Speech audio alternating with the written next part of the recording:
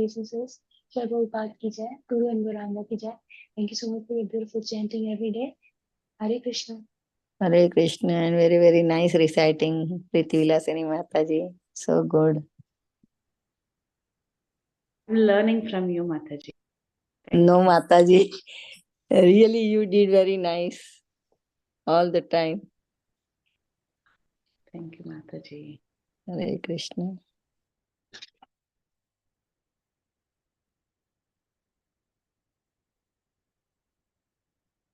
Hare Krishna. Hare Krishna, Shivani Mataji, please accept my humble obeisances. Jai Srila Prabhupada, this is Kirtida Sundari Dasi from Atlanta. Hare Krishna. Hare Krishna, Priti Lasni Mataji. Please accept my humble obeisances. Srila Prabhupada ki jai, Guru and Guranga ki jai. Thank you for joining and giving a beautiful association. All gurus to your services. Hare Krishna. Kirtida, go ahead. Hare Krishna Mataji, Dandvat Pranam, all glory to Srila Prabhupada. This is Neetu from Baltimore. Hare Krishna, Neetu Mataji. Please accept my humble obeisances. Srila Prabhupada ki jai, Guru and Guranga ki jai. Thank you so much for joining and giving a beautiful association this morning. Hare Krishna. Kirtida, you want to start? Meaning, if you want to start early, I'll start recording. Yes, Mataji, possible. Yeah. Hare Krishna Mataji. Hare Krishna, dear devotees. Once again, I welcome you all to this mid-morning session. I would like to start by sharing a quote by Srila Prabhupada. Cleopatra. We have heard the Grecian history. She was very beautiful and she conquered many great warriors. Beauty sometimes can conquer even the greatest man. But that does not mean beauty can conquer God. To conquer God is bhakti. If you are advanced in devotional service, then you can conquer God, just like the gopis. Los Angeles, February 2nd, 1968, Srila Prabhupada ki jai. Good morning, dear devotees.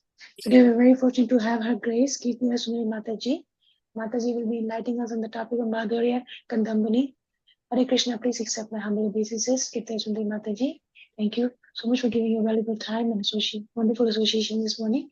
Looking forward to hearing from you, Mataji. Srila Prabhupada ki jai, Guru and Guranga ki jai. And hand over the call to you, Mataji. Please take over. Hare Krishna. Hare Krishna, dear Shivani Mataji. Thank you so much for your very, very kind and warm welcome. Thank you, each and every one of you, for joining us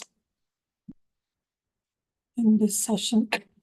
So, before I start this session, okay, let's first recite Mangalacharan to seek auspiciousness, and then we'll go ahead. Om Ajnanatimirandhasya Jnananjana Chakshurunmilitam Yena Tasmai Shri Guruve Namaha. Shri Chaitanya Manobhishtam Sthapitam Yena Bhutale Swayam Rupa Kadhamayam Dadati Swapadantikam Vandeham Shri Guru Shri Yuta Padakamalam Shri Guru Vaishnavamscha Shri Rupam Sagrajatam Sahagana Raghunatham Vitam Tam Sajivam Sadvaitam Savadutam Parijana Saitam Krishna Chaitanya Devam Shri Radha Krishna Padan Sahagana Lalita Shri Vishakham Vitamscha He Krishna Karuna Sindhu Dina Bandhu Jagatpate Gopesha Gopika Kanta Radha Kanta Namastute Tapta Kanchana Gaurangi Radhe Vrindavaneshwari Vrishabhanu Sute Devi Pranamami Hari Priye Namo Vishnu Padaya Krishna Prasthaya Bhutale Srimate Bhakti Vedanta Swami Niti Namine Namaste Saraswate Deve Gauravani Pracharine Nirvishesha Shunyavadi Pashyata Deshatarine Jai Shri Krishna Chaitanya Prabhu Nityananda Shri Advaita Gadadhara Shivas Adi Gaur Bhakta Vrinda Hare Krishna, Krishna Krishna, Hare Hare, Hare Rama, Rama Rama, Hare Hare. Vanchakalpatarubhyascha kripa sindhubhayeva patitanam bhavanebhyo vaishnavebhyo namo namaha. Guruve Gaurachandraya Radhikaya Tadale Krishnaya Krishna Bhaktāya Tadbhaktāya Namo Namaha. आनन्दलीलामय विग्रहाय हेमाभदिव्य छविसुन्दराय तस्मै महाप्रेमरसप्रदाय चैतन्यचन्द्राय नमो नमस्ते चैतन्यचन्द्राय नमो नमस्ते चैतन्यचन्द्राय नमो नमस्ते मुखं करोति वाचालं भङ्गुं लङ्घयते गिरिं यत्कृपातमहं वन्दे श्रीगुरुदीनतारिणं परमानन्दमाधवं Sri Krishna Chaitanya ईश्वरम्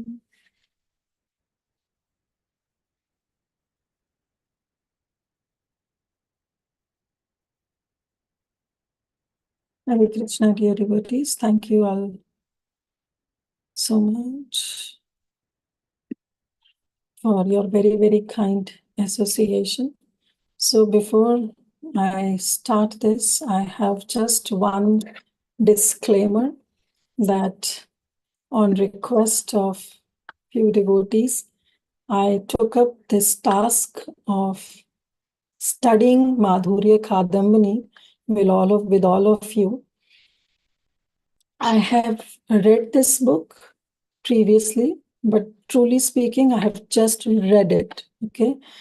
So I had no realizations, nothing related to this book. I have not even studied properly, forget about digesting this book. And it's a very small book written by Srila Vishvanath Thakur. And I have accepted this as a service so that I can study this book now. Before that, I just read it. I want to study deeply with all of you in all your association. So I'm pretty sure that with all of your association, I will be able to study this book with all of your encouragement, with all of your prayers, with all of your wishes, blessings.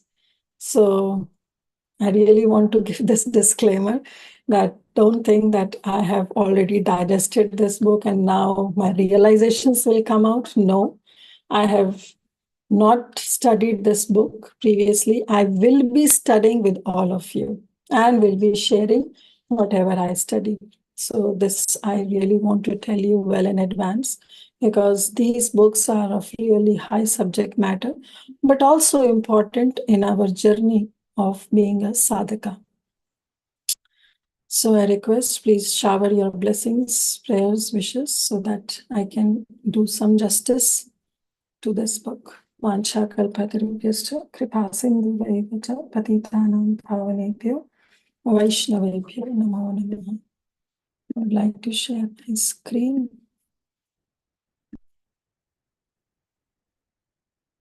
Okay. So this is Madhurya Kadambini, right? This book is by Srila Vishwanath Chakravarti Thakur. Vishwanath Chakravarti Thakur plays a major role in our life, right? And I will be making this session not 100% interactive, but few questions here and there. So I request devotees can raise their hand because while sharing the PPT, I may not be able to read all the chat messages. So request if you all can unmute and you can just say. So this Madhurya Kadambini is written by Srila Vishwanath Chakravarti Thakur. So Vishwanath Chakravarti Thakur, as you all know, has written many books and he has written few essays, some topics, taken some text from Srila Rupa Goswami and elaborating on it. So he has written certain essays also, and one of those essays is Madhurya Kadambini. So we are totally indebted to Srila Vishwanath Chakravarti Thakur. Basically, our day starts with Srila Vishwanath Chakravarti Thakur. Can anyone tell how our day starts with Srila Vishwanath Chakravarti Thakur? No, I don't want always Preeti Vilasni Mataji to raise her hand. Okay, Vasundhara Mataji, please go ahead. Hare Krishna Mataji, Dandot Pranams. We start with Guru Samsara Davanala early morning. Very nice. We start with Shri It's Guru composed by Ashtakam. him. Yes, and that Guru Ashtakam was composed by Srila Vishwanath Chakravarti Thakur when he was in Vrindavan. And he says in the Falashruti of that Guru Ashtakam that Srimad Guru Ashtakam etid ucche brahme murate patati pratnyat yasteva vrindavananath sakshat seve velabu janatsna eva. That anyone who recites this Guru Ashtakam early in the morning in Brahma Murata, and how Uchchai means in a louder voice, then Sakshat Vrindavananath will get the service, Sevaya will get the service of whom? Sakshat Vrindavananath. Who is Vrindavanath? Is Krishna. So we'll get the service, and at the time of death, we will go back to his abode. So how potent is this Guru Ashtakam, which is composed by Srila Vishvanath Chakravarti Thakur. He has written many Ashtakams, many songs. So he plays a major role in our life. But today we thought of starting this book of Madhurya Kadambini. What is the meaning of Madhurya Kadambini? So anyone wants to say, what is the meaning of Madhurya? Just a guess you can make. Sweetness. Huh? Sweetness. Sweet. Sweetness, yes. Madhurya means sweetness. And what is the meaning of Kadambini? Kadamba flower, Mataji. No, you can see the background. What do you see in the background? Clouds. Clouds, Mataji. Clouds, yes. Kadambini means the rows of black monsoon clouds who are ready to shower, ready for shower, ready to pour down, profuse down the immense rain. Those black monsoon clouds, those clouds which are ready to give rains. So that is Kadambini. And rain of what? The rain of sweetness, sweetness of Krishna. This is what is Madhurya Kadambini. Okay, so we should know actually the meaning of the book before we start the book. So this is Madhurya Kadambini, a cloud bank of nectar. Now, since this is written by Srila Vishvanath Chakravarti Thakur, I want to spend some time on the glorification of the author. It's very important that we should know who the author is, what are his abilities, capabilities, what is his proficiency. Only then we will be able to relish the book that is written by that particular author. So Madhurya Kadambini, as I already said, it's a kind of an essay that was written by Srila Vishvanath Chakravarti Thakur, who is regarded as an exalted crown jewel of Sri Gaudia Vaishnava Acharyas. So he took one of the verse of Srila Rupa Goswami from Bhakti Rasamrita Sindhu, where he describes the sequence of sadhana bhakti. And it starts with what? Shraddha, Bhajana Kriya, Sadhu Sangha, Anartha Nivritti, Nishtha, Ruchi, Asakti, Bhava, and finally Prema. So what is the journey of a sadhaka starting from Ado Shraddha coming down to Prema? Right? So this sequence is described in this book of Madhurya Kadambini. Srila Vishvanath Chakravarti Thakur, he took birth in a Brahmana family around 1678 or 79. The exact year is not 100% mentioned. Somewhere it is mentioned 68, sometimes 969, but around that period of time, Srila Vishvanath Chakravarti Thakur appeared on this planet Earth in a Brahmana family, and he was from Raladesh. He also appeared in the Nadia district of West Bengal. His name was Hari Vallabh, okay? And he has two elder brothers, Ramabhadra and Raghunath.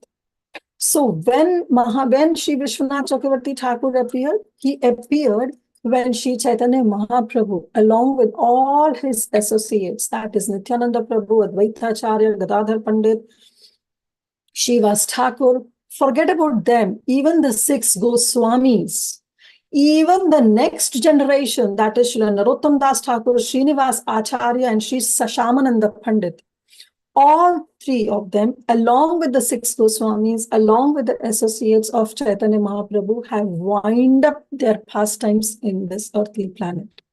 So practically, there was no one where Srila Vishvanath Chakravarti Thakur can seek guidance from, right? But later, he comes actually, if we see the introduction part of our Bhagavad Gita, where Prabhupada has mentioned the entire parampara, the disciplic succession, there he mentions after Narottam Das Thakur is Srila Vishwanath Chakravarti Thakur. Yes, all the associates of Mahaprabhu had wind up their pastimes, but still Vishwanath Chakravarti Thakur comes in the lineage of Srila Narottam Das Thakur. And in his famous commentary on Srimad Bhagavatam, that is Sri Sarartha Darshina, that is, he mentions in his Sarartha Darshini Tika on Srimad Bhagavatam, he mentions about his disciplic succession. Shri Rama Krishna Ganga Charana Natva Guru Nuru Premaha Shila Narottama Natha Shri Gauranga Prabhum Nami. So he wrote, before writing especially the commentary on the Rasa Pancha Adhyaya, which is the heart of Srimad Bhagavatam, he wrote this verse in his Sarartha Darshini Tika, which is a commentary on Srimad Bhagavatam. He wrote this verse where Sri Rama refers to Srila Vishwanath Chakravarti Thakur's spiritual master, Sri Radha Raman Prabhu. Krishna refers to his grand spiritual master, that is Sri Krishna Charana. That means Radha Raman was the disciple of Sri Krishna Charana. Then Ganga Charana refers to the grand spiritual master, that is Ganga Narayan Chakravarti. And Narottama refers to his grand spiritual master, Srila Narottam Das Thakur. And the word Nath refers to Narottam Das Thakur's spiritual master, Lokanath Goswami. So now you see, so Lokanath Goswami, his disciple Narottam Das Thakur, his disciples Ganga Narayan Chakravarti, his disciple Krishna Charana, and his disciple Radha Ramana. So, and after that, he took initiation from Radha Ramana, and then comes Vishwanath Chakravarti Thakur. So this is the lineage, this is the disciplic succession that Vishwanath Chakravarti Thakur himself describes. So his initiating spiritual master is Radha Raman Goswami, but his Siksha disciple, Siksha Guru is Narottam Das Thakur. Therefore, he comes into the lineage of Narottam Das Thakur. From the very beginning, he was a very aloof kind of a person where he takes interest only in studying the Shastras, the Vedas, and he has no interaction, no interest in the family life. But his father still got him married at a very young age. He got married, but then he left. He went to Vrindavan. So when Vishwanath Chakravarti Thakur spent some time in Vrindavan, and after that he came back to Bengal when he was adult. So when he came back, he met his spiritual master, Radharaman, and on his order, he was told that you should go and spend at least one night with your wife. Now here, his spiritual master wants to test him. That previously he had no interest, but now he has been adult, some calm desires may have come in his heart, so let me test. So he, on the order of his spiritual master, Vishwanath Chakravarti Thakur, spent one night with his wife, and the entire night he was discussing Srimad Bhagavatam. Morning, this news came, this news spread, and his spiritual master was very happy. And he accepted Vishwanath Chakravarti Thakur that yes, now you can accept this renounce order of life. And he told Vishwanath Chakravarti Thakur to handwrite the entire verses of Srimad Bhagavatam, because at that time there was no printing press. So one day, Srila Vishwanath Chakravarti Thakur was writing this Srimad Bhagavatam, and it was the scorching summer, so scorching heat was there. It was the peak summer time in Nadia, and he was writing. And at that time, suddenly the monsoon clouds came over, and they gave a shade to Vishwanath Chakravarti Thakur. But Vishwanath Chakravarti Thakur was totally engrossed in writing Srimad Bhagavatam that he was not even paying attention whether it's a scorching heat or it's a monsoon cloud. And suddenly it was an open area where he was writing. And suddenly the monsoon clouds, they started showering rain.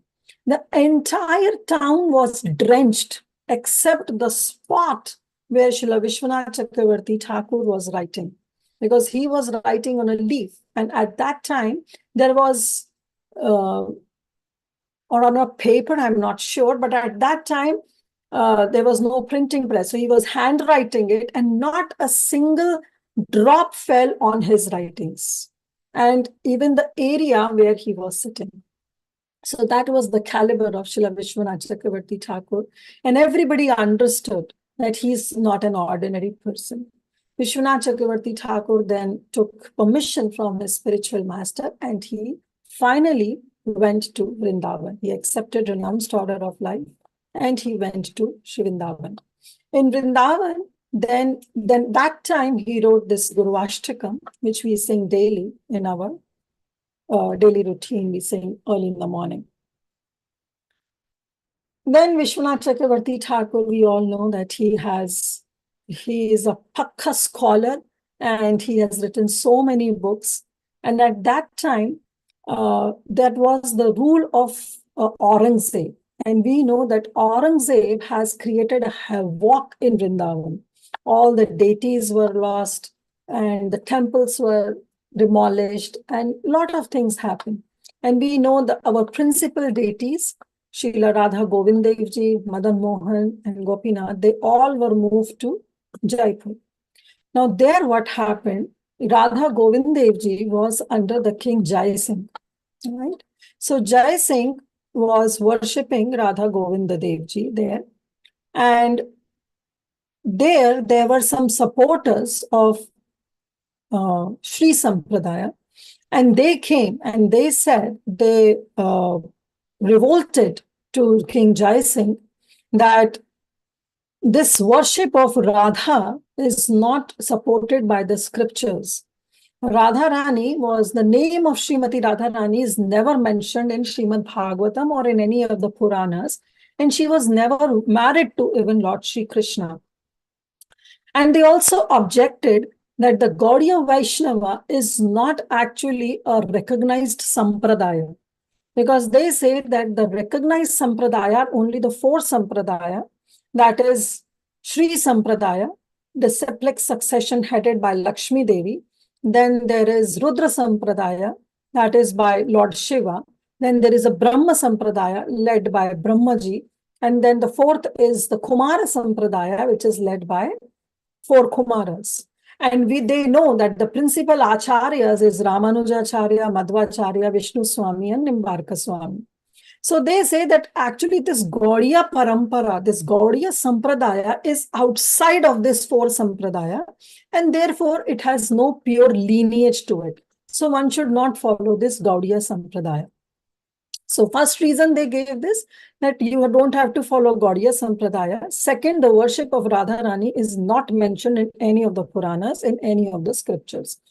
Third thing they say, that even if we believe that it's a bona fide sampradaya, then to any sampradaya to be accepted as a bona fide sampradaya, it has to have the commentary on the Brahma Sutra or the Vedanta Sutras. So Vedanta Sutras are written by Srila Vyasadeva. So all the sampradayas should have their commentary on Vedanta Sutra. So this is also missing in this Gaudiya Sampradaya. So we don't acknowledge it as a pure lineage sampradaya. Now Maharaj J Singh, he don't know how to argue or how to refute back these questions. So he knew that the prominent Gaudiya Vaishnava acharyas, they are from Vrindavan, who are the followers of Srila Rupa Goswami. So he invited that I want you all to come and take the challenge of Sri Ramanuja Acharya Vaishnavas. Now, at that time, nobody was there. Only Srila Vishwanath Chakravarti Thakur was there in Vrindavan, but he was also at his very old age. So it was not possible for him to travel from Vrindavan to Jaipur and to complete this task. So what he did, he has a brilliant disciple, Srila Baladev Vidya Bhushan, who is also the crown jewel in the assembly of all the learned scholars we know. So he told him that, why don't you go and you refute the arguments set by all those other Vaishnava acharyas. So he went along with another disciple of Srila Vishwanath Chakravarti Thakur, whose name was Krishna Dev. So they both went, and Baladev Vidya Bhushan very strongly, he refuted the arguments that how we Gaudiya Sampradaya actually are in the line of Sri Madhavacharya, and therefore we accept Brahma Sampradaya as our Sampradaya, and therefore it is Brahma Madhva Gaudiya Sampradaya, and all the acharyas like Srila Jiva Goswami, Srila Kavikarna Purna, and all the previous acharyas has accepted this lineage. So we come under a proper Sampradaya. Then he said the name of, as far as the name of Srimati Radhika, it is also mentioned in Srimad Bhagavatam itself, but it is very, very confidential. It is concealed, and it is in a very mystical manner. It is concealed that nobody can decode that name from Srimad Bhagavatam unless and until that person is Rasika or he is Bhavuka. Those Rasikas who read this commentary on Vedanta Sutra, which is Srimad Bhagavatam, will actually acknowledge that the name of Sri Radhika is there. Then he said that as far as the commentary is concerned, our Acharya had never thought of writing a commentary because this Srimad Bhagavatam is a natural commentary on Vedanta Sutra. So there was no extra effort to be put to write another commentary on Vedanta Sutras. So we accepted Srimad Bhagavatam, so there was no need to write another commentary, and therefore we Gaudiyas don't have the commentary on Srimad Bhagavatam. Now, he actually refuted everybody. He was victorious in that assembly. But still, these Vaishnava other acharyas, they accepted, but they said, no, we accept everything that, okay, you are in the line of Madhvacharya, okay, you know that you can worship Srimati Radharani, but at least you should have some commentary on Vedanta Sutras. So Baladev Vidya Bhushan, he asked for some time limit, and in that time limit, he worshipped Shri Radha Govind Dev Ji in the temple in Jaipur itself. And then it is being said that Govind Dev Ji himself dictated the entire commentary on Vedanta Sutra, and he came up with a commentary as Govinda Bhashya, which is the commentary on Vedanta Sutras. So having this, refuting all this, again, the validity of Sri Madhva, Brahma Madhva Gaudiya Sampradaya was established, and worship of Srila Sharadhi Radha Govinda was started in the temple of Raja Jai Singh.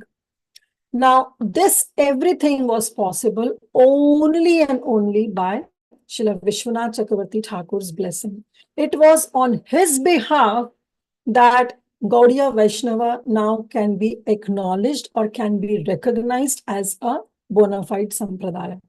Though the instrument was Srila Baladev Vidya Bhushan, but it was only by the blessings of Srila Vishwanath Chakravarti Thakur that all this could have been, has been happened.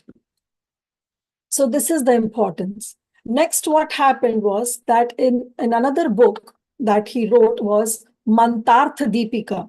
This was the book of all the mantras, and this was personally compiled by Srila Vishwanath Chakravarti Thakur. So when he was compiling, he came to the point where the Kama Gayatri was mentioned. And this Kama Gayatri is the king of all the mantras. I'll not repeat the Gayatri mantra because this is the mantra given to only the second initiates in ISKCON. So this is a very, very confidential mantra, and it has been there in Chaitanya Charitamrita. It has been published, openly, but still we should not try to recite this Gayatri mantra. So this mantra has, Krishnadas Kaviraj Goswami in Chaitanya Charitamrita says that this Kama Gayatri mantra has 24.5 syllables, which he compares to 24.5 moons on Krishna's body. So we know that Krishna has 24.5 moons. In Chaitanya Charitamrita, we have studied in detail, but still, if you want, it's actually the 10 fingers of the hand, that is 10 nails. and then the 10 toenails, which makes 20. Then it's 21 is Krishna's full smiling face. 22 is Krishna's 2 cheeks, 22 and 23. 24 is the sandalwood round mark that's there on Krishna's forehead, 24. And finally, half is the Krishna's forehead, because this half forehead, resembles as a half moon. So this way, the entire Kama Gayatri represents the 24 and a half syllables, which represents 24 and a half moons on Krishna's body. Now, Vishwanath Chakravarti Thakur, he basically researched all the grammatical books. Even he searched for Shri Harinam Amrita Vyakran by Srila Jiva Goswami, but he could mention only 50 letters. There was no mention of a half a syllable. Okay, full syllable, yes, mentioned, but no mention of half a syllable. So he got a doubt. He was wondering whether Srila Vishvanath, whether Srila Krishnadas Kaviraj Goswami has made any mistake in writing. But that could have not been possible, because even Kaviraj, Krishnadas Kaviraj Goswami, was also omniscient. And his work was error-free. It cannot have any mistake. But at the same time, he himself was not able to find out what this half syllable means. So in this dilemma, he thought that I will go on the bank of Radhakund, and if this mantra itself will not reveal to me, then I will commit suicide. So he went out in the night on the bank of Radhakund to give up his life. So when the second division of the night passed, at that time, he little bit got dozed off. Vishwanath Chakravarti Thakur fell into a light sleep. And at that time, our Vrishabhanu Nandini, daughter of Srila Vishvabhanu Dev, Srimati Radhika, personally came and said, "Oh Vishwanath, actually what Krishnadas Kaviraj Goswami has written is absolute truth. So you don't lament, because this Kama Gayatri is actually the worship of me and my beloved Sri Krishna. So everybody will not be able to know about the secrecy of this mantra, because it has to be revealed by us only. We, through our mercy only, reveal the sweetness or the syllable of this mantra. But you go and search in the book Varna Agama Bhaswat. She mentions that you go and search the book Varna Agama Bhaswat, where you will get that there is a half a syllable mentioned. So she said that actually Krishnadas Kaviraj Goswami, whatever he has done is not wrong. It's not faulty, rather it's correct. And you go and search, and you also don't lament. This mantra has to reveal itself in the heart of a sadhaka.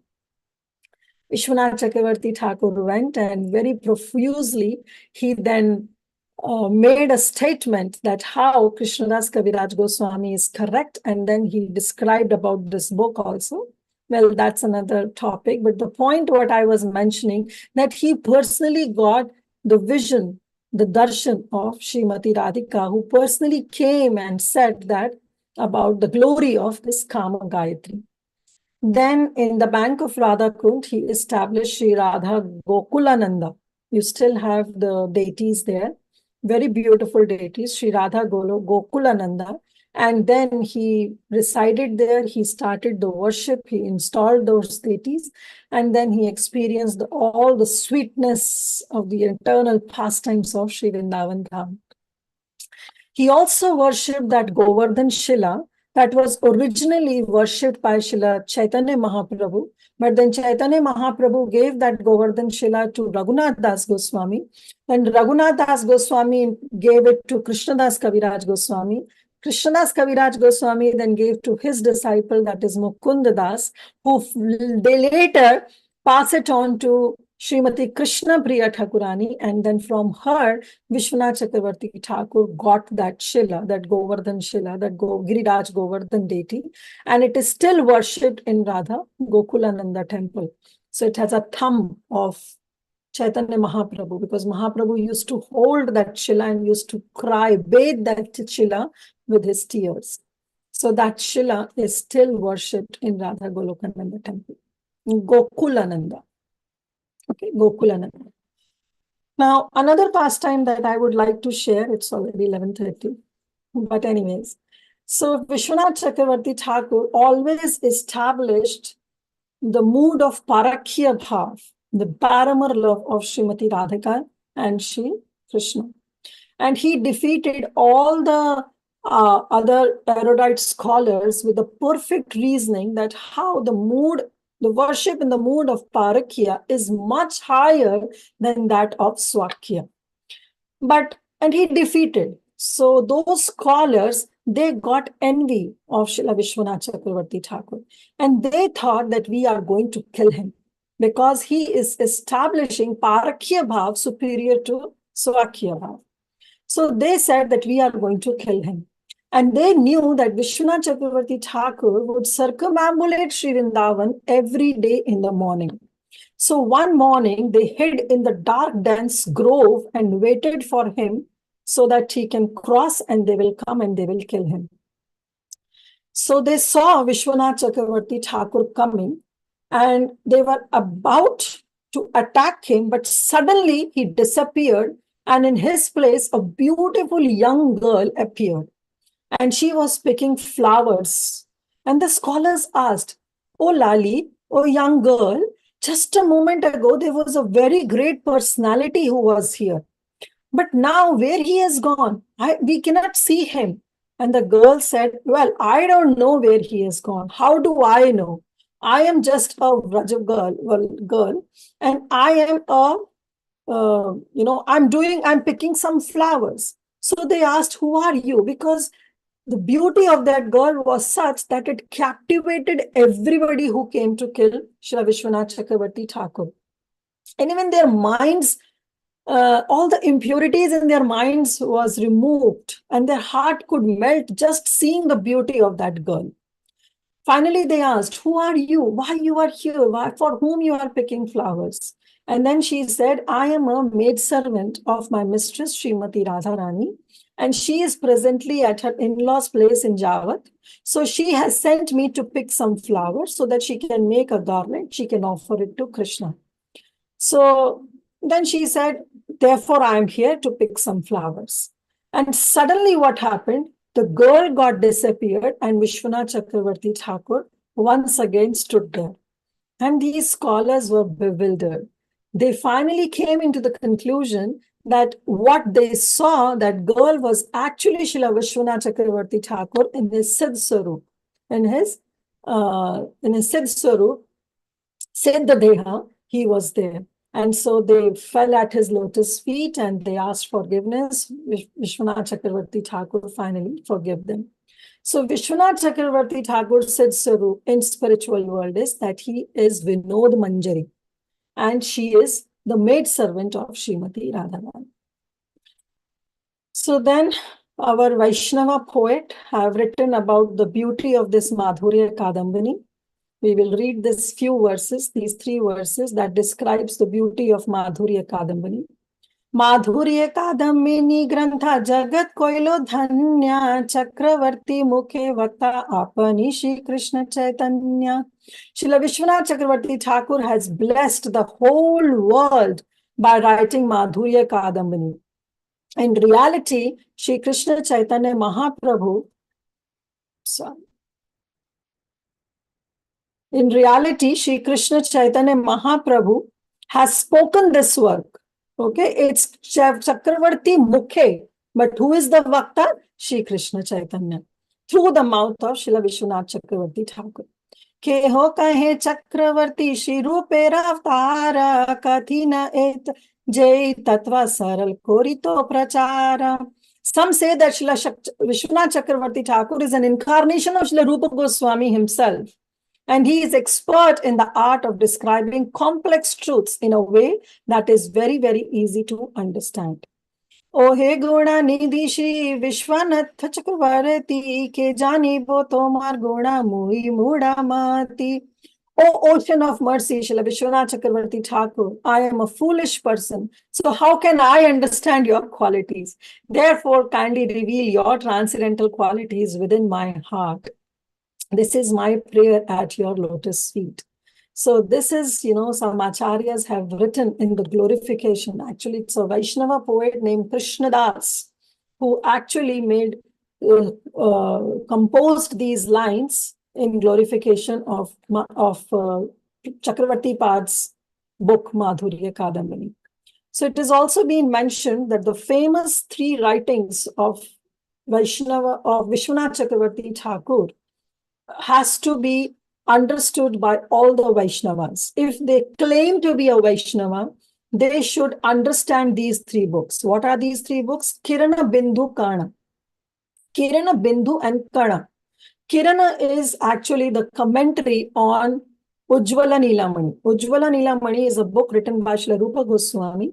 So Chakravarti Pad wrote a commentary on Ujjval Nila Mani and named this as Ujjval Nila Mani Kiran, only a ray of that Ujjval Nila Mani, that blue sapphire, that the ray, one ray coming out from that blue sapphire. Then there is a famous book by Rupa Goswami, Bhakti Rasamrita Sindhu. So he wrote a commentary, Vishwanath Chakravarti Thakur wrote a commentary on Bhakti Rasamrita Sindhu and named it as Bhakti Rasamrita Sindhu Bindu, a drop of that ocean. Then there is a book that is Laghu Bhagavatamrita. And then he says that I cannot describe that Bhagavatamrita, but then he wrote a commentary and he named that book as Bhagavatamrita Kana, means just a particle. So anybody who understands these 3 books, that is Kirana, Bindu, and Kana, can claim oneself to be a Vaishnava. So Vishwanath Chakravarti Thakur, another famous is about Srimad Bhagavatam, Sarartha Darshani Tika. And he also wrote commentary on Srimad Bhagavad Gita, which is known as Sarartha Varshini Tika. So these are the famous books. Now, in this Madhurya Kadambini, we'll give a prelude that because Kadambini itself means the bank cloud of nectar. So therefore, the chapters are also not named as chapter 1, chapter 2. It is named as showers of nectar. So the first shower of nectar is preeminence. It has 8 showers. First shower is preeminence of bhakti. Second shower, he describes about the delineation of the first 3 stages of bhakti, that is Shraddha, Sadhu Sangha, and Bhajana Kriya. In the third shower, he will describe about the anartha nivritti, elimination of all the impediments of bhakti. In the fourth shower, he will describe about nishtha, the flow of ambrosia. Fifth shower, which is entitled realization of transcendental taste, that is ruchi, is being described. Sixth shower is enchantment of the heart, that is asakti, attachment. Seventh is flow of divine rapture, that is bhava bhakti. And 8th shower is the absolute fulfillment of the soul's yearning, that is prema bhakti. So just see that how he first, in the very first shower, he describes about the preeminence of bhakti, how the bhakti comes in the heart of a bhakta. And then he describes about Shraddha, Sadhu Sangha, Bhajana Kriya, Anartha Nivritti, Nishtha, Ruchi, Asakti, Bhava Bhakti, and Prema Bhakti. So this is the entire chapter of the entire showers that is being mentioned by Srila Vishwanath Chakravarti Thakur in this essay. So these are 8 showers. Every chapter, every shower has around 4 to 5 verses. I cannot go in detail in all those verses. Otherwise, this small book itself will take a lot of sessions. But we'll try to do some justice. So we will go with few verses for sure. And slowly we'll try to cover each shower. Okay. Now, this is the first shower of nectar. And in the very first shower of nectar, he describes the Mangalacharan verse. Okay. So now what we know that what is a Mangalacharan, why somebody has to write a Mangalacharan verse, what is the meaning? So the meaning of Mangalacharan is that to invoke a auspiciousness. That's why the devotees, they always write some Mangalacharan verses, right? So there are 3 types of Mangalacharan. You can pay attention so that in the end of the class, we can come to some conclusion and you can answer. So there are 3 types of Mangalacharan. The first is Namaskaratmaka, where the author offers his obeisances to one's Ishtadev. Okay, that is the first type of Mangalacharan, that is Namaskaratmaka. Then there is a second type of Mangalacharan, that is Ashirvadatmaka, where the author seeks blessings from one's Ishtadev or give blessings to others. Then there is a third type of Mangalacharan, which is Vastu Nirdeshatmaka. Vastu Nirdeshatmaka Mangalacharan means where the explanation about the subject matter is being given in that Vastu Nirdeshatmaka Mangalacharan. So there are 3 types of Namaskaratmaka, Ashirvadatmaka, and Vastu Nirdeshatmaka. These 3 types of Mangalacharans are there. Now, there can be a combined, some Mangalacharan, you will find that there is a combination of 2 types of Mangalacharan. But the predominantly, when you read any Mangalacharan, you come out to conclusion that predominantly they will be describing about 1 type. Of course, there can be a mixture of 2 others. Like, for example, if we see the very first verse, so Srimad Bhagavatam has 3 verses as the Mangalacharan verses. And what are those 3 verses? The first verse, second verse, and third verse of Srimad Bhagavatam, Canto 1, Chapter 1, verse 1, 2, 3 are regarded as the Mangalacharan verses for Srimad Bhagavatam. So when we say the first verse, where it says, Janmadasya vitaratas-chartveshu abhigna swarat, so there, the entire Mangalacharan is there. But at the end, it is mentioned Satyam Param Dhimahi. So when it is mentioned about Satyam Param Dhimahi, it mentions that it is, the author is paying obeisances, because Dhimahi means that he is meditating on that supreme absolute truth. But he also describes that who that supreme absolute truth is. He is Janmadasya, he is Abhigna, he is Swarat, he is Tene Brahmardayadikave, and he Muhyanti Yatsurya, bewilders all the suras, all the demigods. So he gives the explanation also, but the predominant thing in that verse is that he is paying obeisances. Therefore, he is saying Satyam Param Dhimahi. Okay. So this verse is majority in a Namaskaratmaka Mangalacharan, but it is a mixture of Vastu Nirdesh also. But now you see the second one. The second is totally Vishnu, totally it is Vastu Nirdesh. Why? Because when he says Dharma, Projita, Kaita, Vatra, Parmo, Nirmat, Saranam, Satam. So what he's doing, he is giving the glorification of Srimad Bhagavatam.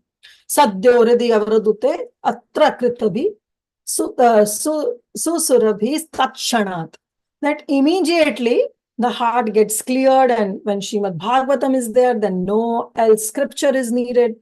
So that entire Mangalacharan verse is basically on what? Vastu Nirdesh. He is glorifying Srimad Bhagavatam. And then the third verse, we know, Nigama Khalpataro or Galitam Phalam, is actually Ashirvad. He is giving the blessings that all the Rasikas, he is inviting all the Rasikas that you come and you accept this Srimad Bhagavatam, you gain from it. So he is inviting and he is blessing. So it is Ashirvadatmika. So this way, when we read the Mangalacharan, we can come to a conclusion that what author wants to say, whether it is Namaskaratmaka, whether it is Ashirvadatmaka, or whether it is Vastu Nirdeshatmaka. Now we see another verse. Remember in Chaitanya Charitamrita in Antya Leela, it is being mentioned that when Rupa Goswami was in the kuti of Srila Haridas Thakur, at that time Mahaprabhu came. And Mahaprabhu, and along with Rai Ramananda and Swarup Damodar Goswami. And that time Rupa Goswami was writing 2 natakas, that is Vidagdha Madhava and Lalita Madhava. And Ramananda Rai immediately asked him, so what is the Nandi Shloka of your Vidaddu Madhava Nataka? So that Nandi Shloka means the introductory verse, means what's your Mangalacharan verse? You have to recite. And then he quotes about Anarpitham Charim Chirat Karunavati Rina Kalau Samarpai Tumunnata Ujjvalam Rasam Sobhakti Shriyam Hari Purata Sundaram Diti Kadamba Sandipita Sada Hridaye Khandare Swaratu Vah Satchinandana. So the verb, the kriya, the main point on this verse is Vah, where Vah refers to where Rupa Goswami is giving blessings to the readers. He's saying, if you read this book, then Sada Hridaye Khandare, then Shri Sachinandan, then this Chaitanya Mahaprabhu will appear in the heart of that devotee. And how? Spuratu means automatically he will appear in the heart, in the caves of the heart, Khandare. So the main theme of this entire verse is Ashirvadatmika, that he is giving blessings to the readers. That if you read this book, then this is the Mangalacharan. He is seeking blessings from Chaitanya Mahaprabhu, and internally he is giving blessings to the readers. So this way we analyze that what is a Mangalacharan and how we have to go forward with it. Now in the first shower of Bhakti, that is preeminence of Bhakti, he writes the very first Mangalacharan. We have 20 minutes. I'll try to finish this Mangalacharan verse. So this is the first verse of Madhurya Kadambini. And Krishna willing, Mahaprabhu willing, we'll try to finish just this one verse today, because we have to talk about the author also. So the time went, but later we will try to finish at least one shower, at least one chapter a day. So let's see how it goes. But right now we will go with the very first verse, that is the Mangalacharan verse. And this verse, every time we will have this Madhurya Kadambini class, we will recite this verse so that along with all of you, even I can memorize this verse. Okay, so you all can also memorize, and I will be also benefited. I will also try to memorize. Right now, I have not memorized this verse, but I know in your association, by reciting it every week, we will be able to memorize it. So this verse is in the same meter, Shadul Vikrititam, that is the first verse of Srimad Bhagavatam, or Shad Goswami Ashtakam, written by Srinivasa Acharya. Krishna Kirtana Gana Nartana Par. So in this tune, we will have to sing this Mangalacharan. Ridva Prenava Bhakti Shasya Vitate Sanjivani Swagama Rambe Kamatapatu Dahadamani Vishwapagolasini Duran Me Marushakino Pisarasi Bhavaya Bhuyat Prabhu Shri Chaitanya Kripa Nirankusha Shri Chaitanya Kripa Nirankusha Maha Madhurya Kadambini. So this verse is actually talking about Madhurya Kadambini. And later, after analyzing the verse, you can come to a conclusion and you all can say that what is your thought process, whether this Mangalacharan is Ashirvadatmika, Vastu Nirdeshatmika, or whether it is Namaskaratmika. Okay, this is a test you can just go through later when we understand the meaning of each and every word of it. Okay, so now he's talking about Madhurya Kadambini. Madhurya Kadambini, we know that Krishna, sweetness, right? So Krishna's sweetness is described. Madhurya means the madhurta, the sweetness of Krishna. Kadambini is the bank of clouds, the rows of dark monsoon clouds that are ready to shower nectar, madhurya, ready to shower rain. It's very beautiful. Just I need 20 to 25 minutes of attention and you will relish it. I relished it, so I'm pretty sure that you all will relish this entire Mangalacharan verse, the first verse of Madhurya Kadambini. So what is the Madhurya of Krishna? We know Krishna has 4 Madhuryas, right? So actually, there is a sweetness and then there is a Aishwarya. There is opulence of Krishna and sweetness of Krishna, Madhurta and Aishwarya. So this Aishwarya can also be seen in Narayan. But Krishna's sweetness can only be seen only in Krishna. So this sweetness of Krishna is found in no other Bhagavan's form. Okay. And what are those sweetness? That is his Leela Madhuri, the sweetness of his pastimes, his Prema Madhuri, that is the sweetness of his love, his Venu Madhuri, that is the sweetness of his flute song, and his beauty, that is Rupa Madhuri, that is the sweetness of his beauty. These are the 4 Madhuris which exclusively belong to Lord Shri Krishna. Exclusively. No other form of the Supreme Lord can have these 4 Madhuris all together. Okay, it's exclusively for Lord Shri Krishna. Now, we know that Krishna came and he relished all this Madhuri as Krishna when he came in Dwapar Yuga, right? But this Madhuri, this real tattva of madhurness, this sweetness, it is very difficult for any person to obtain. You agree, right? There is no way where we can relish this madhurta on our own. It has to be bestowed on us by the mercy of Lord Shri Krishna himself or by his representative. Only then we can understand the tattva of this madhurness, this sweetness of Krishna's form. Now, Krishna himself relished his sweetness when he was as Vrajendra Nandan Krishna. But later, this same Vrajendra Nandan Krishna came as Sachinandan Shri Chaitanya Mahaprabhu himself to taste his own sweetness, right? We know that he wants to taste the sweetness, that why, what is there in me? Why Srimati Radharani is so attached to me? What is the mood of Srimati Radharani? Why she is getting so much of happiness? What bliss is there in her when she serves me? So these are the few questions that even Krishna himself didn't get answer to, and to relish those, to understand those, he came as Sachinandan Shri Chaitanya Mahaprabhu, right? He came himself to relish the sweetness, right? Now,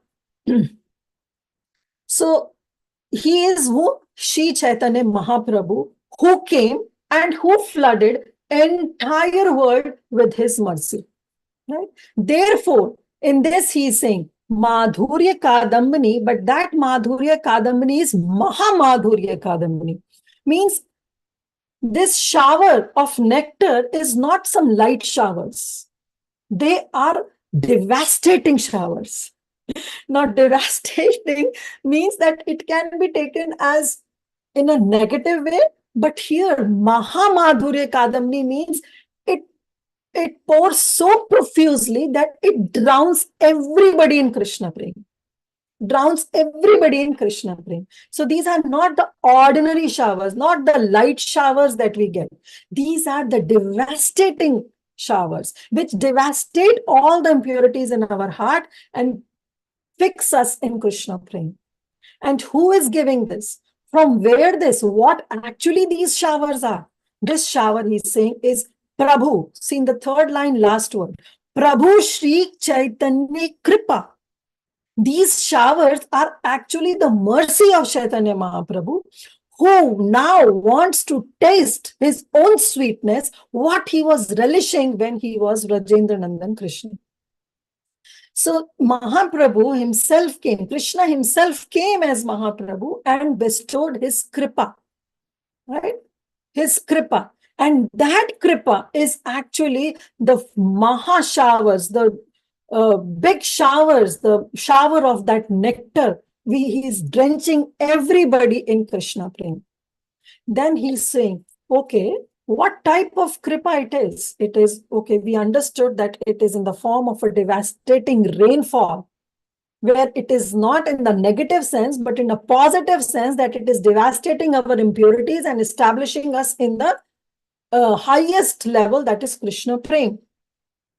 But still, how this kripa is defined? then an adjective is used as Nirankush. That Kripa which is Nirankush, which has no barrier at all. It has no barrier. This Kripa of Prabhu Sri Chaitanya, Sri Krishna Chaitanya, his Kripa is Nirankush. It has no barrier at all.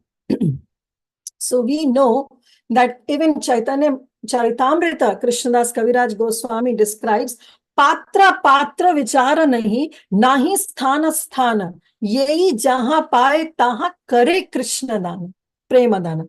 So Mahaprabhu, when came as Mahaprabhu, he didn't even acknowledge that who is eligible, who is not eligible. He just like a bank of clouds in the rainy season, doesn't think whether I should fall in the highland or a lowland or in this place or that place. No, they just shower, right? Similarly, Chaitanya Mahaprabhu also completely, his mercy, which is causeless, he bestows that divine love, that prema to the entire world without any discrimination, whether the person is deserving or whether the person is undeserving. In distributing love of Sri Chaitanya Mahaprabhu, he doesn't consider a candidate that who is fit and who is not fit. So therefore, it has been mentioned that this Kripa of Chaitanya Mahaprabhu is Nirankush. Koi ankush nahi hai, koi barrier nahi hai. There is no ankush that is being laid down for Mahaprabhu's mercy. It is just flowing profusely to all and everyone. In Chaitanya Charitamrita, I'll just read few verses. This is mentioned. Uchila prema vanya chaudike vedaya stri vridha balaka yuva sabara dubaya. Chaitanya Mahaprabhu's mercy is flooding in all the directions, and it is drowning whom? Everybody. Young man, old man, women, children, they all are immersed in this inundation. Sajana, Durjana, Pangu, Jada, Andha, Gana, Prema, Vanaya, Dubila, Jagata, Rajana. All the Sajjan Purush means those who are really gentlemen. All the Durjanas, those who are rogues. All the Jadas, all the Andhas, all the Pangu means those who are layman, those who are invalid, those who are blind. They all are inundated in this rain shower, and they are drenched in this rain shower. Jagat dubhaila jivera haila bijanasha taha dekhi pancha janera parama ulasa. And they are drowning everybody. And what they are destroying? The bija, the seed of material enjoyment. Because that seed, when fructifies, actually keeps up away from the mercy. But Mahaprabhu is destroying that seed of material enjoyment that a sadhaka can have in his heart. And he is drowning them in Krishna prema. So therefore he says that it is Nirankush. Shri Prabhu, Shri Chaitanya Kripa is Nirankush, and it is Madhurya Kadambini. Now he gives the attributes of this Kripa. And he says the very first verse, that is Hrid Vapare. Hrid Vapare. Vapare means the region or the place. And Hrid means the heart. So why Hrid Vapare he mentions? Why he didn't say Buddhi Vapare or Manha Vapare? Because through Bhagavad Gita we know, right, that Buddhi is higher than the mind and the mind is higher than the senses. So actually our intelligence should be sharpened with the Guru Sadhu and Shastra Vakya, right? Only then we can proceed in the right direction. But here Vishwanath Chakravarti Thakur is saying Hrid Vapare. Hrid Vapare means the heart. Heart is actually the place where all the desires, they appear, right? And the heart is actually the cause of mind's disposition. So this heart has to be a fertile land. This heart has to be a fertile land for any grain to sprout, right? For any grain to sprout, this heart has to be a fertile land. So now if it has been used as a buddhi or as a mana, But what happened is through buddhi, the main thing is about the speculation. We sometimes mentally speculate. So that place is actually not the manifestation of suitable place for the manifestation of bhakti. Bhakti is the matter of heart. Somebody can be scholar in their mind. Okay, they can memorize all the verses. They can memorize everything. But when the provoking situation comes in a life, then it comes how much we can apply in our life. So everything belongs to our heart. Somebody may not be a good scholar, but that bhakti has already sprouted in the heart. So heart is actually the place. And to make heart fertile, the only requirement is faith. That Rupa Goswami says in Bhakti Rasamrita Sindhu, that the fertile land is very much needed. And that fertile land is Adho Shraddha. It starts with faith. So one should have that faith, right? So heart is actually most receptive for the manifestation of bhakti. Then if heart is receptive, then gradually the mind and the intelligence of the devotee is also spiritualized. Example is given, just like a piece of iron, it is touched into gold when it is turned into gold when it is touched by a money, parasamani, a touchstone, right? So this is the meaning of Ridvapare. So therefore he's saying, Ridvapare nava bhakti shasya vitate sanjeevani swagama. So actually the first line is Ridvapare nava bhakti shasya vitate. Okay, this is the first attribute. That this Madhurya Kadambini, actually this Madhurya Kadambini, it is this kripa, which is Nirankush kripa, it comes first in the heart of a devotee, Ridvapare. Now, someone can say, okay, so you mean to say that I will get kripa of Sri Chaitanya Mahaprabhu only and only when my heart is fertile. If my heart is not fertile, suppose my heart is like a barren, then what will happen? Will the seed sprout or the seed will not sprout? Because in barren land, if you sow a seed, the seed will not sprout. And here he is saying that Hidvapare nava bhakti shasya vitate means that Vapare means field, heart, and that is the region of heart. Shasya means the crop. Shasya means the beans or the seed or the crop. And in this case, that Sasya, that beej is Navavida Bhakti. It starts from Shraddha to Prem. That is the Navavida Bhakti. Oh, sorry, it starts with Shravana, Kirtana, Vishnu Smarana, Pada Sevanam. These are all Navabha Bhakti. This is the crop. This is the seed. Now, Vitate means that it infuses. It infuses what? Sanjeevani. It infuses life in that seed. So this kripa of Sri Chaitanya Mahaprabhu, which is Nirankush, actually in the field of the heart, where the seed of Navavida Bhakti, that starts from Shravana, Kirtana, Vishnu, Smarana, so forth to Atma Nivedanam, that Navavida Bhakti, actually that seed gets nourished, that gets life. That life is infused in that seed. Vitate Sanjeevani. Vitate means infused. That life, Sanjeevani, is infused in the seed which is there in the heart of a devotee by Chaitanya Mahaprabhu's kripa. This is the first attribute of Mahaprabhu's Nirankush kripa. So now that Nava Bhakti seed will sprout in the heart. Now somebody can say, well, my heart is a barren land. And because the seed will sprout only when the seed is there in the ground. Now my heart is like a barren land. It doesn't have a seed. How will the barren land, the seed which is there, it is devoid of seed, it is barren. Even if you put some seed, it will not sprout. Then what will happen to Mahaprabhu's Nirankush Kripa? Well, it is mentioned that through this Madhurya Kadambini, this shower of nectar of Mahaprabhu's Kripa, actually make our heart also fertile, will sow the seed, will rejuvenate the seed, will infuse life in the seed, and it will make it sprout in a form of a plant, which when it will grow further will be a tree, which will bear flowers and fruit of prema.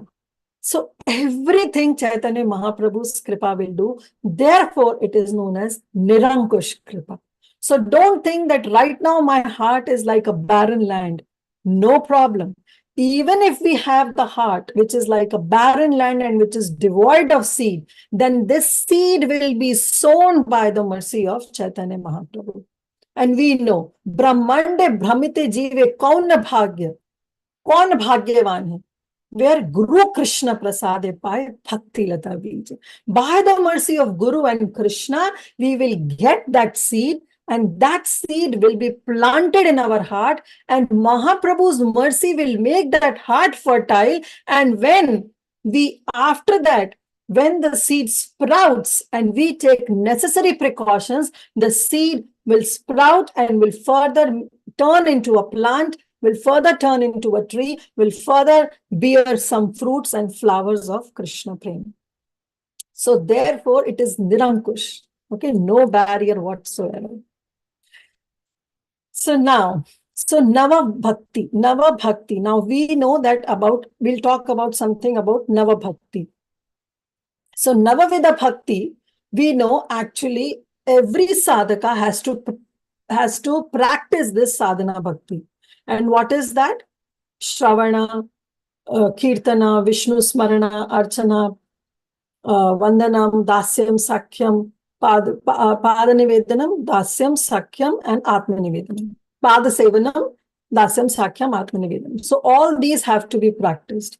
But Shri Chaitanya Mahaprabhu, Krishnadas Kaviraj Goswami says that Bhajanera Shresh, Madhya Shrestha, Navaveda Bhakti, Krishna Prema, Krishna Dite, Dhare Mahashakti. That you have to execute all these devotional processes, but all these processes will have effect if we have bhajan, if we perform that Krishna bhajan, that then we have it has the potency to deliver.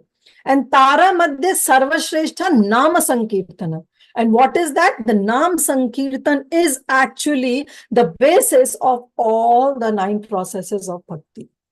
And Nirapradhe Nam Lai Pai Premadhanam. Those who chant this bhajan, those who do this bhajan, those who chant this Krishna Nam, they will Nirapradhe, without any offenses, they will get this Premadhanam.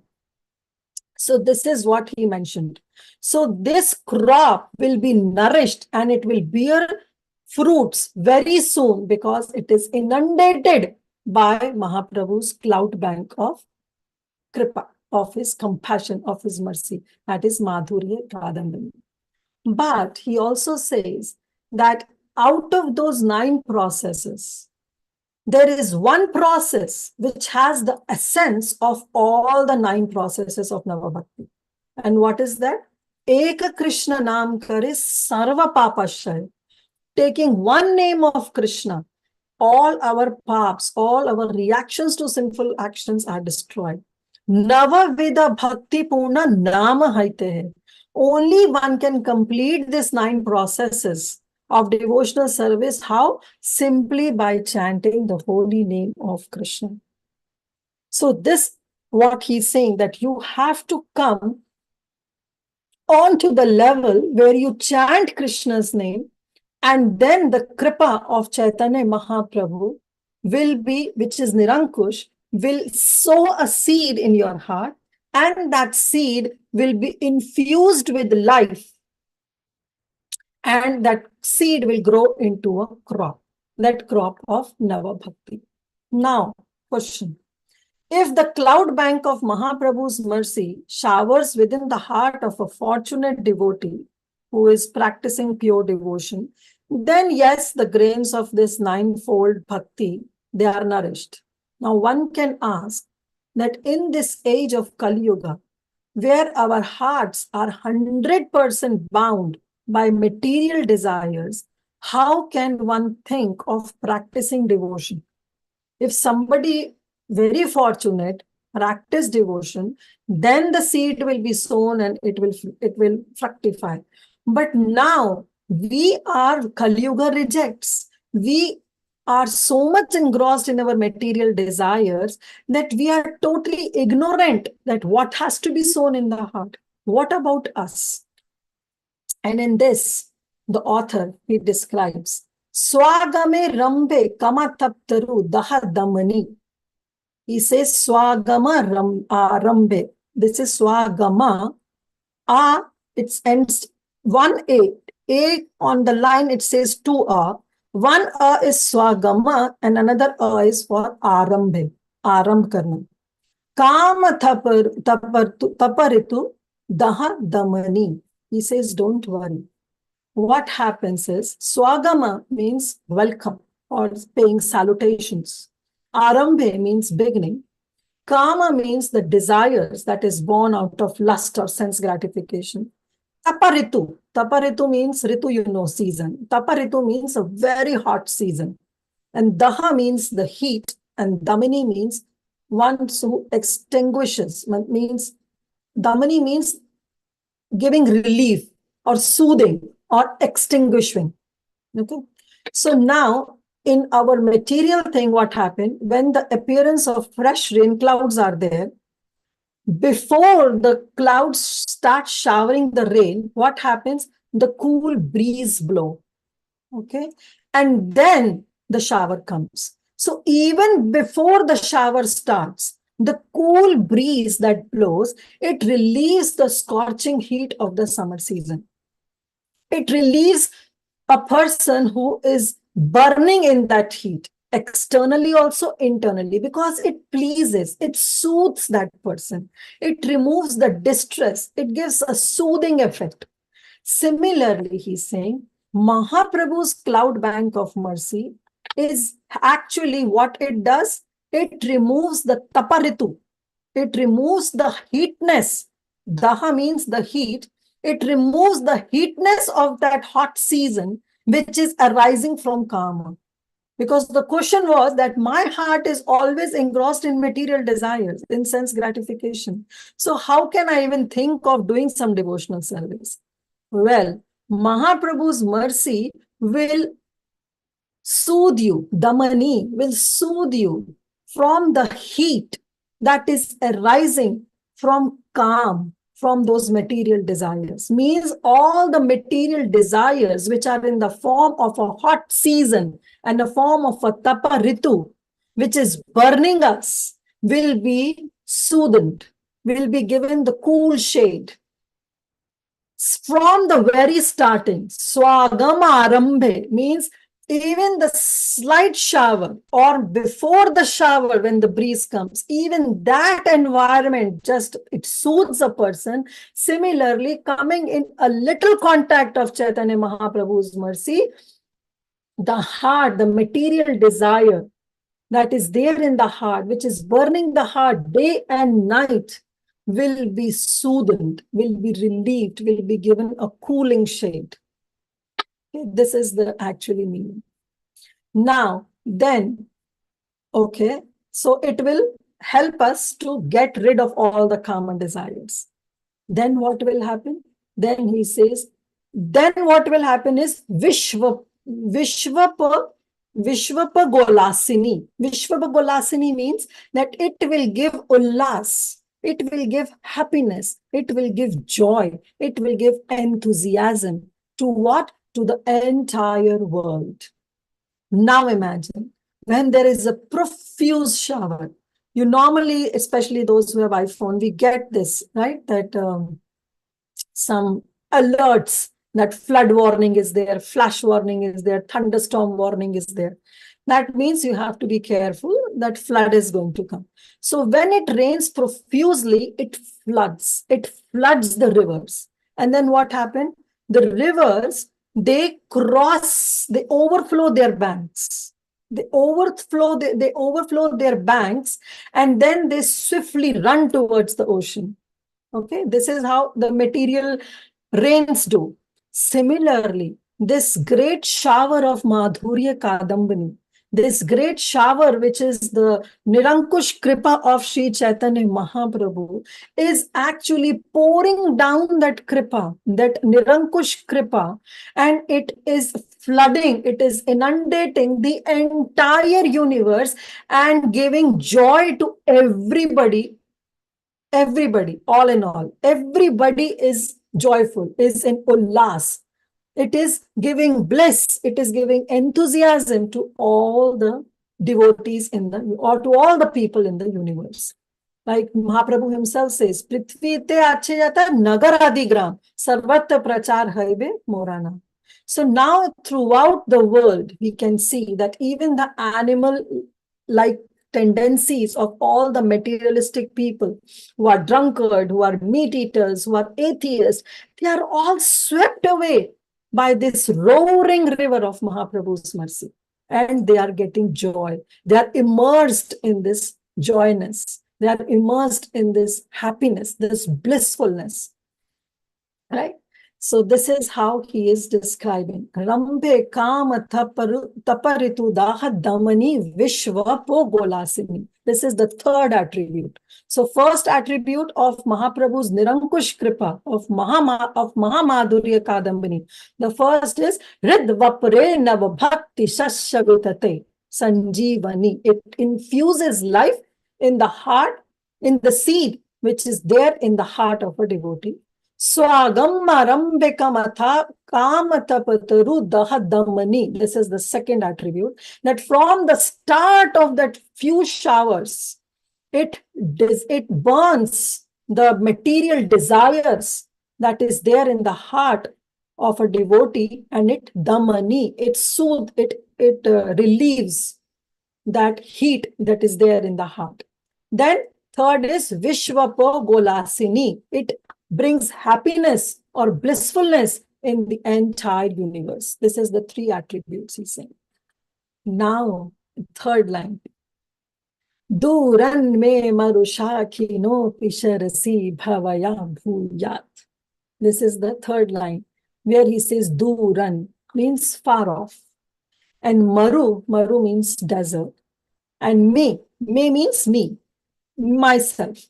Vishwanath Chakravarti Thakur is just talking about himself.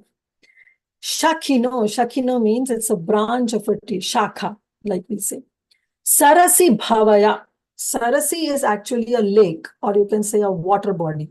Bhavaya means the source of that water body. It means to refresh. How that, what is the source of all the water in the lake is rains. And bhuyat means he is saying, let there be. So he is saying, may that causeless mercy of Sri Chaitanya Mahaprabhu from very far off, duran, from very far off, may refresh sarasi bhavaya, like a water body which is filled, which is happy because it is filled with water and the source is the rain. Similarly, let all this mercy of Mahaprabhu may very from far off refresh my heart also. Because now my heart is like a water body. And my heart has to be filled with the water that comes from the rains. So it has to be filled. So let my heart be refreshed. And what he's saying out of utter humility, Vishwanath Chakravarti Thakur is saying, I am like a maru, shakino. I am like a branch of a tree which is there in the desert. Right? I am like a dried up tree in the desert. So the clouds, when we see the material clouds, when they shower the rain, they don't shower it on the desert. That's why the climate in the desert is not that so conducive that it gets the shower of rain. Right? Rather, if some profuse showering is happening at some other parts, some shower of rain goes into that desert. So he is saying little water the desert may have. So he is saying that the author in his great humility, he is saying that me is like a duran. Duran means far off. I am like a dried up tree, like a maru shakino in the desert. And I'm far away from cloud bank of Mahaprabhu's mercy. So now may that extreme powerful mercy of Mahaprabhu refresh me. Refresh my dried like desert like heart with the sweet nectar of Shri Krishna Bhakti, with the sweet nectar of Krishna Prem. Now, why he's saying Duran? Why he's far off? So in the starting, when we were discussing about the author, about Vishwanath Chakravarti Thakur, we saw that he is in the 4th generation after Narottam Das Thakur. So practically everybody has left. So therefore he's saying, Duran, I am bereft of all the mercy of all the acharyas, and I'm here left all by myself. So therefore I am like a dried up tree in a desert who is far off from Chaitanya Mahaprabhu's mercy, because everybody has left, everybody has winded up, and everybody has gone to the spiritual world. So therefore he says, Duran me maro shakino pisharasi bhava bhuyat. But still I pray, bhuyat, let there be, this is the actual verb, let there be refreshness in my heart, because my heart is like a tree which is standing in the desert, which is bereft of all the rain showers. But I pray to Sri Chaitanya Mahaprabhu that his Nirankush Kripa in the form of Madhurya Kadambini even give pleasure to my heart, which is like a tree in the desert, far off from all kind of mercy, all kind of rain showers. So this is the Mangala Charan. Let's read the translation. The causeless and complete independent mercy of Sri Chaitanya Mahaprabhu is like a cloud bank. Now you can relate to the words. Is like a cloud bank of exquisitely sweet nectar.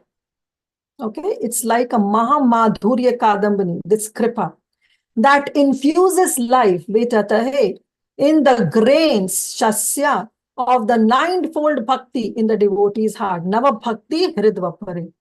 From the very beginning, swagam arambhe, of its appearance, it extinguishes damani, the scorching summer heat, daha, of material desires. So heat of taparitu, of hot season, in the form of material desires, kama, and gives joy to the universal river of living beings, Vishvapo Golasini. May those nectar clouds, these Madhurya Kadambini, from even far off, Duran, may refresh me, Bhavaya, a dried up tree like a Maru Shakino in the desert, in the Maru, like it's a dried up tree. But may that mercy refresh me. See here, me? He also see me. It's me. Duran me Maru Shakino, right? Shakino. So this is the meaning. We can read the Bhavanuvad also. So the mercy of Swayam Bhagwan Shri Krishna Chaitanya Mahaprabhu is like a limitless, Nirankush, uncontrolled cloud bank of extraordinary nectar, Mahamadhurya, that falls like a rain on the heart of a sadhaka. The shower of his mercy fully bestows vitality upon the crops of the ninefold limbs of devotion, such as Shravanam, Kirtanam, and that have been freshly sown in the field of the sadhaka's heart. Even the first appearance of the cloud bank of Mahaprabhu's mercy, just appearance, the clouds have not yet showered, dispels the virulent burning sensation felt during the summer season, taparitu, the various material desires, kama, for one's own enjoyment, and makes jubilation swell within the heart of all the devotees, Vishwabhagalasini, throughout the universe, like rivers swell after rainfall. May that unstrained and unlimited powerful cloud bank of Mahaprabhu's sweet mercy, the influence of which is felt even from a great distance, Duran, fill me, may, a dry, lifeless tree in the desert, that is Marushakino, with life-giving rasa. So with this, we end up. Thank you all so much. I'm 24 minutes extra, but please forgive me for that. So thank you all so much. This was just the first verse of the Mangalacharan verse of Vishwanath Chakravarti Thakur. Now comes the question. After understanding this entire verse, what do you think? What type of Mangalacharan was it? Hare Krishna Mataji, was it Ashirvadatmak? Yes, it was Ashirvadatmaka because he was very good. Yashamati Priya. Who was it? No, I forgot the name. Who answered it? Yeah, myself. I was gonna, Hare Krishna Mataji. I was gonna same thing, Ashirvadat. Yes, it's Ashirvad because Yeah. Ashirvadatmika Mangalacharan is to bestow Ashirvad on others. Like Rupa Goswami says in Anarpita Charamchirat verse, like Vaha Sachinandana, right? He says, in your heart Sachinandan should reside. And it also means seeking blessings from one's Ishtadev. So Vishwanath Chakravarti Thakur, here he is clearly seeking benediction from his Ishtadev, Sri Chaitanya Mahaprabhu, so that he can be drowned in that mercy of Krishna Prem. Thank you. Thank you all so much. Thank you so much for your attendance, for your patient listening, and I really appreciate this is really giving me also benefit.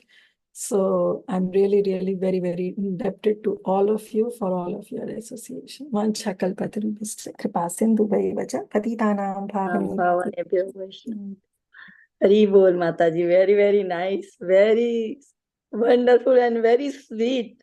You just explained. So, Mataji, sorry I didn't raise a hand, but I just tell you whatever you said. It was so nice and sweet. And our Lord Chaitanya Mahaprabhu is so merciful. Only by his mercy we can get everything like that, and we can cross over these material desires and lust and everything. Real nice, Mataji. Thank you. Thank you so much, Mataji. Hare Krishna, Yes. Kirtida. Such a beautiful class. It was like the nectar pouring out of a white round cloud from the mouth. Very nice.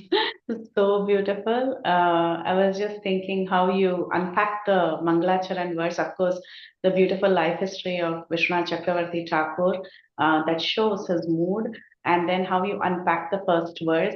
I was thinking as you were unpacking the first verse, it matches so much with the personality, his mood and his personality, like whatever description you had given, right? Like about his life and how he responded to certain things.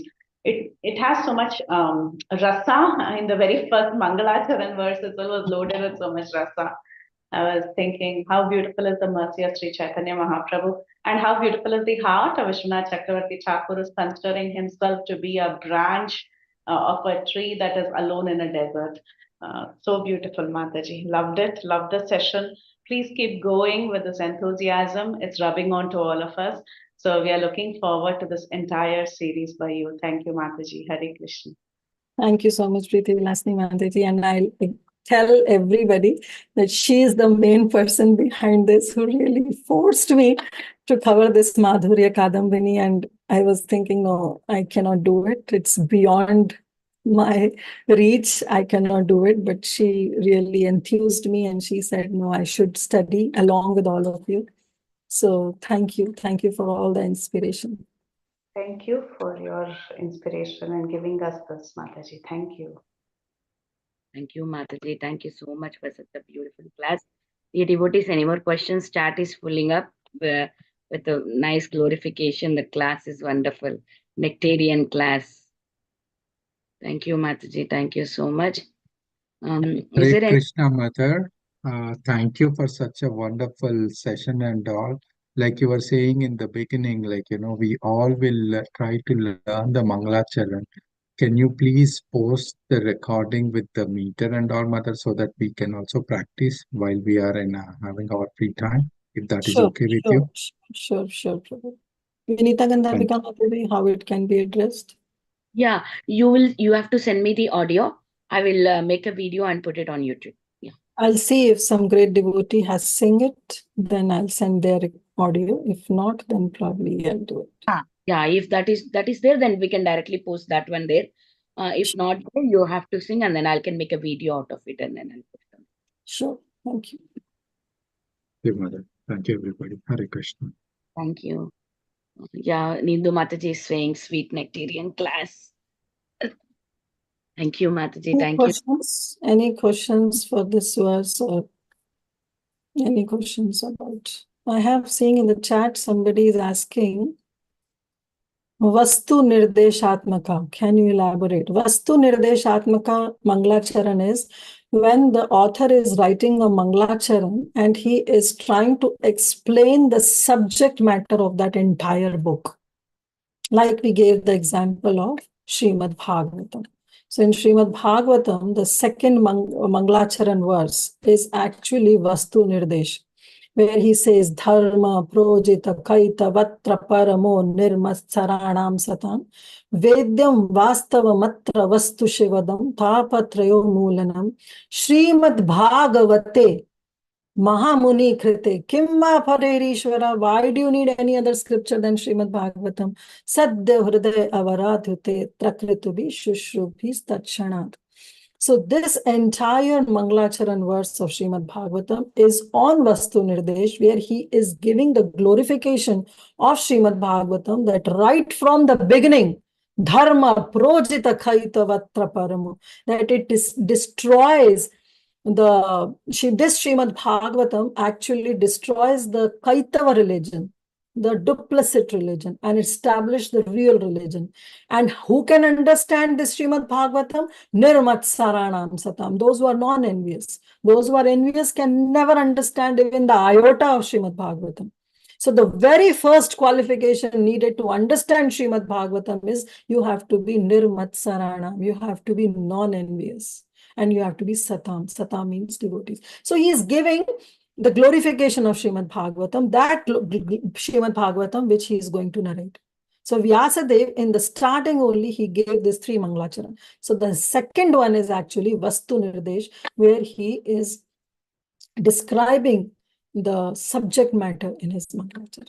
Hope that helps. Yes, Parima Mataji. Hare Krishna Mataji, what a wonderful class. We were actually under a shower of sweetness. The shower is, I have nothing. We take showers, but this was another shower. Just the instrument, the real shower is coming from Mahaprabhu's. Mataji, but just a thought came to my mind while I was hearing this. It may sound stupid, but Mataji, because this is Kali Yuga, there are so many jivas who don't even want mercy. उनको पता ही नहीं है कि they should have mercy, or those who don't have any inclination towards bhakti. Does Mahaprabhu's kripa help even such souls? That's what I was thinking. See, Mahaprabhu's kripa is like a rain. If you want to enjoy, if somebody asks you, Parima Mataji, kabhi barish mein naayo? Right? Yeah. So you can tell what it feels in taking shower under the rain, direct rain.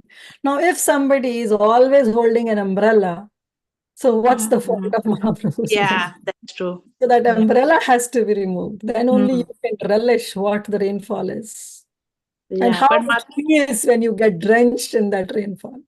But Mataji, how do such people remove that umbrella? Just by devotee association and all that we heard Krishna before? prasade by bhakti latavi. It's only by the mercy of Guru and Krishna.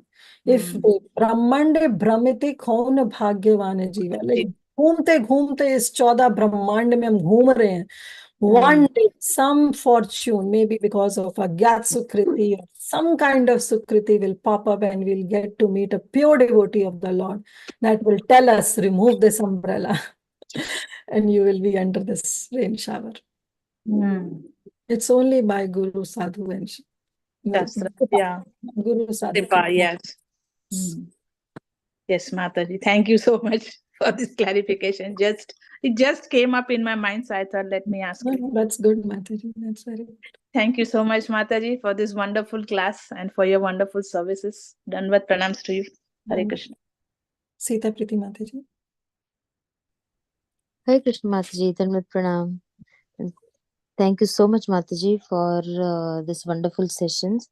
And the way you started about from the name itself, like understanding from from the name itself, like what are we studying or what are we trying to understand, that really gave a very nice insight. And how Srila Vishwanath Thakur like started, or what was his prerna behind this. So that the start itself is so it's so wonderful that we really look forward for this further sessions. And thank you so much, Mataji. As Prithvilasini Mataji said, that it's really showering from a white cloud. So it's really true. And it's really nice to see you. White cloud never showers, Mataji. If you are seeing somewhere white cloud showering, it's all mithyachar. It's all No, pretending. Mataji. No, we know what it is, Mataji. So thank you, Mataji. Thank you so much. Thank you, Sita. It's really wonderful, and thank you for your wonderful services. Thank you. Hari Bol, Mataji. Hare Krishna. Yes, Mataji. Karpagavali Mataji. Talatna Mataji, Hare Krishna. Mataji, excellent session, Mataji. I just want to know that this Mangalacharan is from the Bhagavatam, no? Which canto it is and which and where we can study this one, no? This Mangalacharan is the first text of Madhurya Kadambini. This is the book. Madhurya Madhuri Kadambini. Kadambani.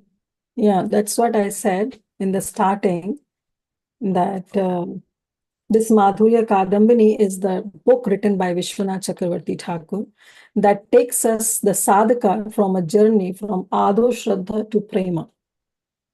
So there, the very first verse is the Mangalacharan verse that we discussed today. It has 8 showers, has 8 chapters. So slowly and we will go through.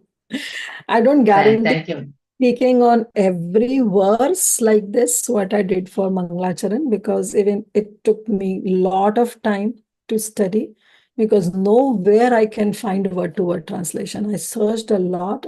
Nowhere I could find a word-to-word translation of this Mangalacharan. And it was very difficult for me. It took me 2-3 days to study properly. So every verse we will go through like this, I cannot guarantee. And moreover, it will take a lot of time also. So let's see how it unfolds, but we'll try to do some justice to each and every chapter. Guru and Gauranga bless you abundantly for your service, Mataji. Thank you, For Mataji. explaining us so much detail, Mataji. Thank you, Mataji. That is needed, Mataji. Thank you. Please bless me. Please. Thank you, Mataji. Bless you abundantly. Okay, somebody is asking, will be every Friday? Yes, this session will be every Friday. Why? Because every Friday we were having Tattva Sandarbha class by His Grace Venugopal Prabhu. But these couple of Fridays he will not be available. So to fill in up, we took this Madhurya Kadambini. And we'll try to finish in those Fridays. If not possible, we can let you know or adjust some schedule here and there. Yes, Vaishnavi Madhuri, please do that. Hare Krishna. Mataji, for the prayer question you asked, which prayer? The Mangalacharan question, this Mataji only answered. Oh, okay. Yeah, Vaishnavi. Yes, Mataji, raise your hand. Pranam. Mataji, I was having a small doubt, like the complete translation of the words started, the complete explanation or the complete essence of the words was mercy of Lord Chaitanya Mahaprabhu, like how the mercy, Nirankusha mercy, will change the barren heart, like it's all starting with the mercy. So Mataji, I want to know, like, what are the different ways that we can get Chaitanya Mahaprabhu's mercy? One way is we are relishing the session, and I want to know other various way through which we can grab Lord Chaitanya Mahaprabhu's mercy into our hearts, Mataji. The only way to have Mahaprabhu's mercy is Nam Sankirtan. The only and only way, no other way. Whether you pay attention in the class, whether you do any other processes of bhakti, all are secondary. The only way to get Mahaprabhu's mercy is Nam Sankirtan. That is the only way. Because Mahaprabhu came in this Kali Yuga to establish this Yuga Dharma of Nam Sankirtan. So that's the only way. Param Vijayate Shri Krishna Sankirtan. Okay, Mataji. Thank you, Mataji. Thank you. Okay, it's already 12:40. So Shivani Mataji or Vinita Mataji, please take over. Thank you so much, Mataji, once again. So we will meet for this Madhurya Kadambini book reading every Friday. As Mataji said, let's meet again for next Friday for seeing the next verse. I would like to offer my obeisances to Mataji and all the Vaishnavas assembled on the call. Vancha kalpata